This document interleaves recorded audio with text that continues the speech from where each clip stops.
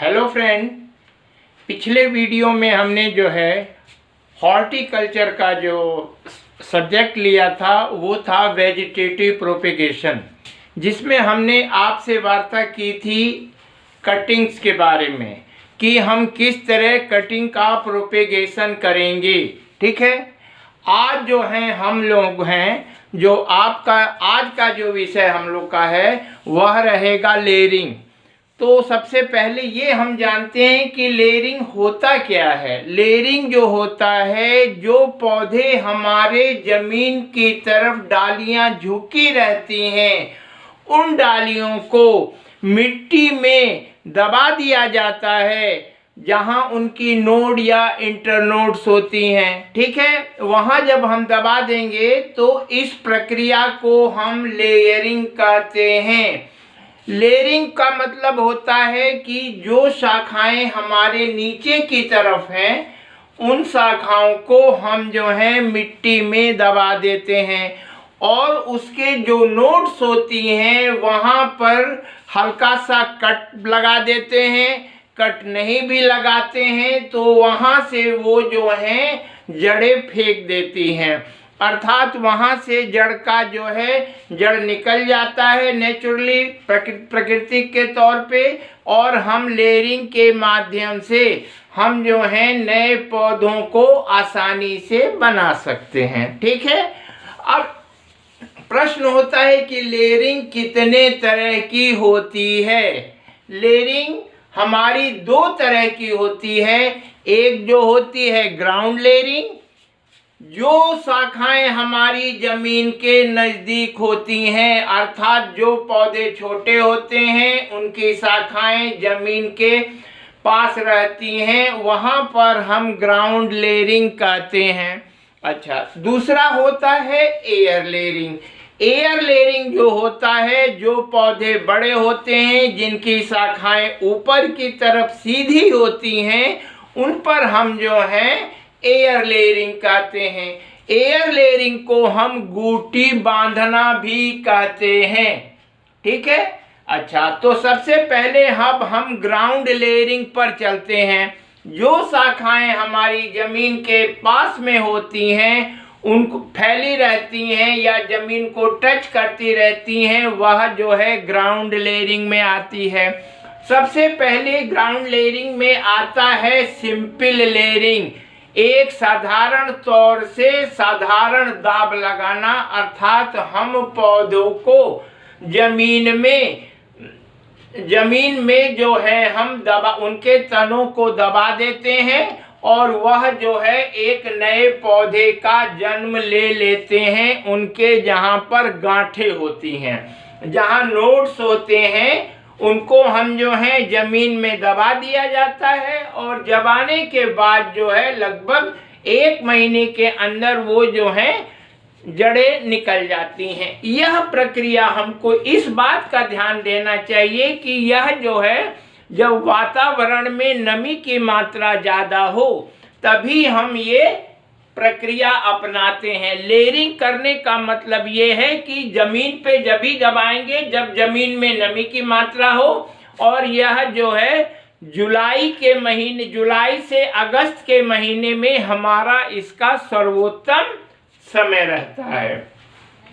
Simple layering में हम जो है जस्माइनम ग्रुप की जितने भी हमारी बेला हो गई या जस्माइनम ग्रुप के पौधे हुए, उनको जो है वो जमीन पर ही फैले रहते हैं, उनको जमीन में दबा देते हैं और हमारा नए पौधे का जन्म हो जाता है। इसको वेजिटेटिव प्रोपेगेशन के तहत हम सिंपल लेयरिंग में करते हैं। सिंपल लेयरिंग में यदि हमारा जो है साइट्रस फैमिली के पौधे भी यदि छोटे हैं तो उनको भी झुकाकर हम जमीन में दबा सकते हैं।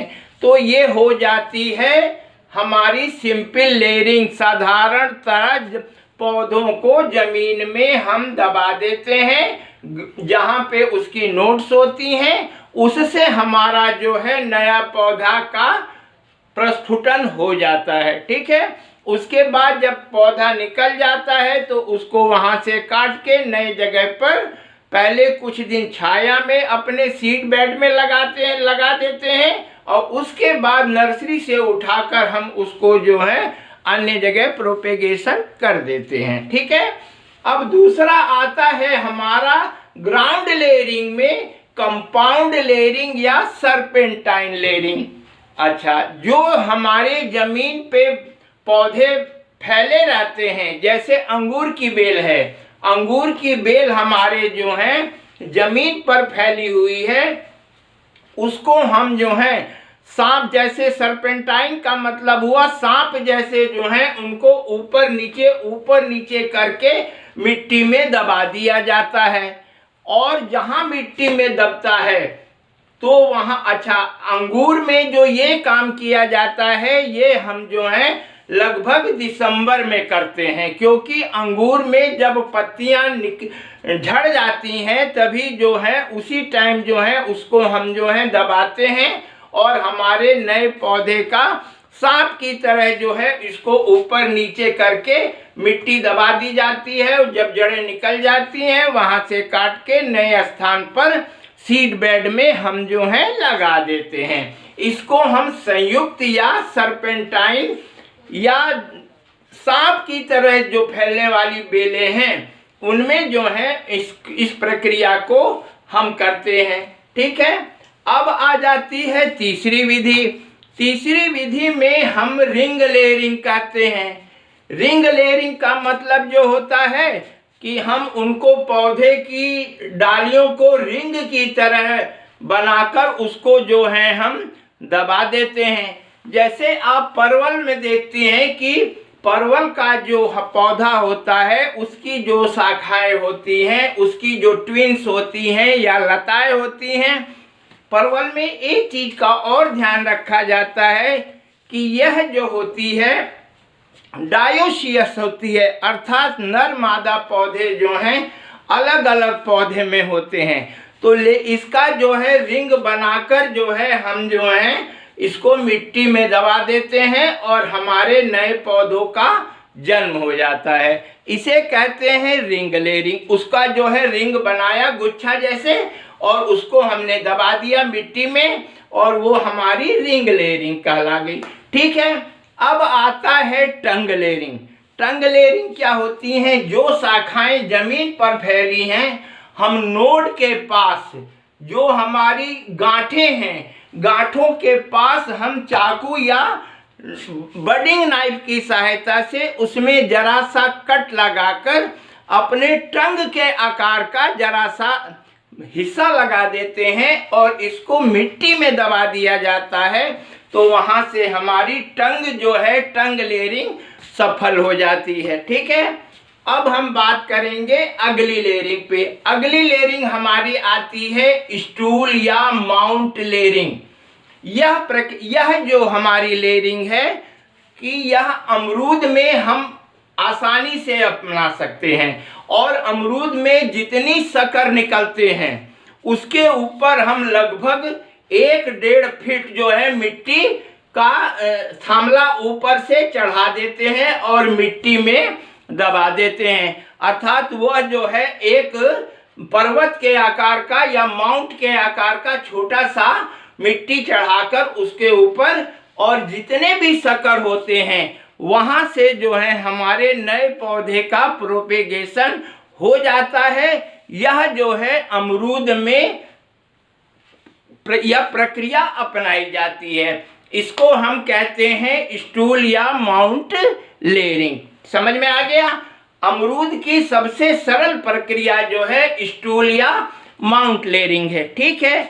अगले बात पर आते हैं कि अगला जो हमारा टाइप्स ऑफ लेयरिंग है वह है टिप लेयरिंग। जो शाखाएं हमारी जमीन पर फैली हैं उनको टिप के पास अर्थात उनके अगले सिरों को हम मिट्टी में दबा देते हैं, वहीं से वह नए पौधे को प्रोपेगेट कर देती हैं। इसको हम कहते हैं ट्रिप लेयरिंग। अच्छा, अब जो है एक नई जो ये है हमारी लेयरिंग वो आती है ट्रेंच लेयरिंग। ट्रेंच लेयरिंग का मतलब हम जो है नाला खोद देते हैं और नाले में पूरी शाखा को, पूरी ब्रांच को हम फैला देते हैं और फैलाने के बाद उसमें मिट्टी भर दिया जाता है। ठीक है, तो जहाँ जहाँ नोट्स होगी वहाँ से हमारे नए पौधे का जन्म हो जाएगा। इसको हम जो है ट्रेंच लेयरिंग कहते हैं। ठीक है, अब कुछ पौधों में हमारी जो है शाखाएं नीचे तो आ रही हैं, लेकिन वह जमीन तक नहीं पहुंचती हैं। तो इसके लिए हमको क्या करना होता है, मचान, जैसे मक्के के खेत में मचान बनाकर हम चिड़ियों को उड़ाते हैं, उसी तरह मचान बनाकर जो है उसमें हम जो है पॉट में रखकर हम जो है शाखाओं को दबा देते हैं। इसको हम मचान लेयरिंग कहते हैं। ठीक है, अब हम आते हैं कि चाइनीज या पॉट लेयरिंग।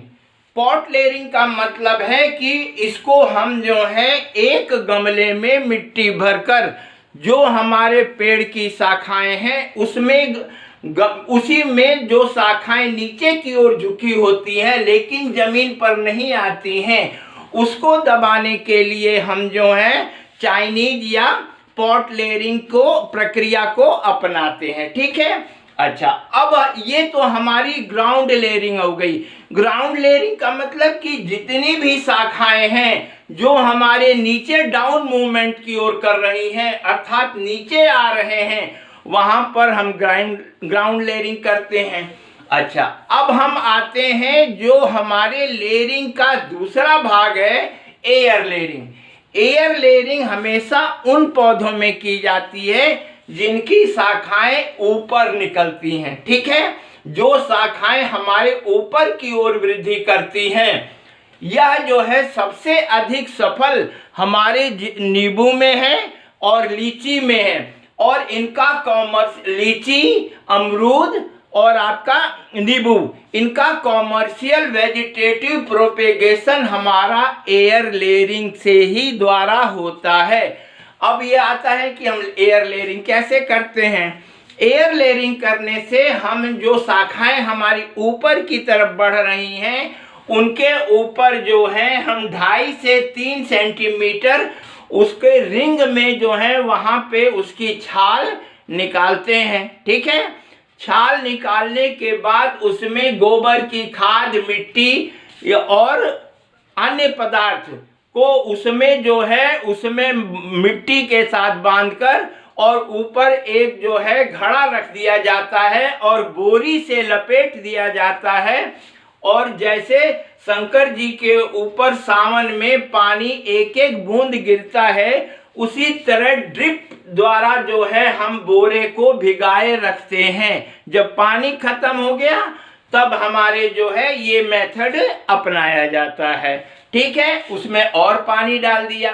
दूसरा जो है, अब हमारे हॉर्टिकल्चर रिसर्च सेंटर सहारनपुर ने एक नई विधि जो है एयर लेयरिंग की निकाली। उसमें क्या किया जाता है, वह सबसे इजी और सरल और बहुत अच्छी विधि है। उसमें हम क्या करते हैं, हमने जो है उसका छिलका या रिंग के आकार में उसका छिलका निकाला। छिलका निकालने के बाद उसको जो है हम जो है उसमें जो है हम जो है हार्मोन का पेस्ट लगा देते हैं। और एक घास होती है, फर्न होता है जिसे मॉस घास कहते हैं, जिसमें पानी जो है पानी में डिप करके उसका पानी जो है बहुत दिनों तक उसमें नमी बनी रहती है। ठीक है, उसके पश्चात वो जहां हमने हार्मोन लगाया उसके पश्चात जो है उसमें जो है हम बांध देते हैं, नमी उसमें बरकरार रहती है और 30-35 दिन में हमारी नई एयर लेयरिंग तैयार हो जाती है। यह सबसे सफल और सबसे अच्छी विधि है। और इसके बाद जब हम प्लास्टिक से जब उसको रैप करते हैं तो प्लास्टिक का मतलब ये होता है कि जब उसमें जड़ें आएंगी तो हमको स्पष्ट रूप से उसमें जड़ें दिखेंगी। ठीक है, उसके बाद उसको वहां से जो है हम रूट स्टॉक से काट के जो हमारा इम्प्रूव्ड वैरायटी वाला है उसको जो है हम नर्सरी में डाल देते हैं। प्लास्टिक का जो रैप लगा है उसको निकाल कर गाड़ देते हैं और वह पौधा जो है 1 महीने के बाद जो है हमारे कॉमर्शियल बेचने अर्थात उसको नर्सरी में बेचने के लिए तैयार हो जाता है। और यह पौधा जो है एयर लेयरिंग वाला पौधा, ये उसी साल फल दे देता है। और इसमें इसका ध्यान रखना चाहिए कि यह जो है एयर लेयरिंग जो हमको करनी है, कम से कम 1 वर्ष या 1 सीजन पुरानी हमारी शाखाएं हों, और उसका जो है लंबाई जो है कम से कम 30 सेंटीमीटर होनी चाहिए। और 30 सेंटीमीटर ऊपर के जगह पर ही हमको उसको घूंटी या एयर लेयरिंग करना है। इससे ये रहता है कि पौधे का हमारी हाइट अच्छी मिल जाती है। और ये हमेशा जो है इसको इस बात पे ध्यान रखा जाता है कि जब हम एयर लेयरिंग कर रहे हैं तो उसमें जल्दी जड़ निकलने के लिए हमको जो है रूट हार्मोन का इस्तेमाल करना उसमें सेरेडिक्स ए भी आता है, सेरेडिक्स बी भी आता है। इसमें क्या करते हैं कि इसका पेस्ट बनाकर हम जो हमने रिंग में छाल निकाली गई है उस पर जो है पेस्ट लगा दिया जाता है। मॉस घास को पानी में डिप करके उसी में बांध दिया जाता है। उसके पश्चात जो है हमारी इसमें जो है 100% हमारी श्योरिटी रहती है। इसमें फेल्योर होने की कोई संभावना अभी तक नहीं देखी गई है। ठीक है।